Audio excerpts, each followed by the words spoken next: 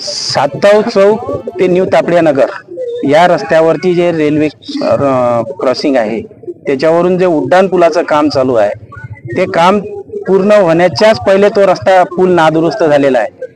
क्रॅकच गेले नाहीत तर जवळपास 10-12 फुटाचा क्रॅक असा खोल पडलेला आहे. इतकं निकृष्ट दर्जाचं काम या पुलाचं चालू आहे आणि मोठा गाजावाजा करून भारतीय जनता पक्षाचे लोक सांगतात की आम्ही मोठा विकास या जिल्ह्यात करून राहिलो, परंतु पूर्ण भ्रष्टाचार या कामात चालू आहे. या जिल्ह्यातला आपण आपला जो उड्डाण पूल झाला होता त्या उड्डाण पुलाचं जर पाहिलं तर सुरू झाल्यानंतर एका महिन्याच्या आतच तो उड्डाण पूल कोसळला होता.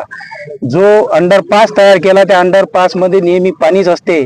म्हणजे फक्त जे कामं होतात या कामात आम्हाला मलिदा कसा भेटेल याच्यावरच या भारतीय जनता पक्षाच्या पदाधिकाऱ्यांचं लक्ष असते, परंतु सर्वसामान्य लोकांना काय त्रास होतो.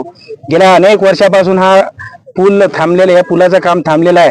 त्यामुळे जेव्हा रेल्वे येते तेव्हा जेव्हा गेट बंद होते तर या न्यू तापडिया नगर मधल्या लोकांना जेव्हा शहरात यायचं काम पडते तेव्हा काय त्रास होतं हे त्याच लोकांना माहित आहे. म्हणून हा भ्रष्टाचार थांबला पाहिजे. जे काम निकृष्ट दर्जाचं आहे पुन्हा ते काढून परत ते काम झालं पाहिजे. यासाठी जिल्हा शिवसेना आणि शहर शिवसेनेच्या वतीनं हे रास्ता रोको आंदोलन करण्यात येत आहे.